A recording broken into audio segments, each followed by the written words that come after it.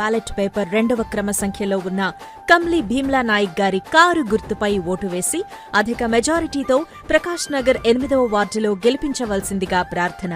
Car గుర్తుకే మన vote.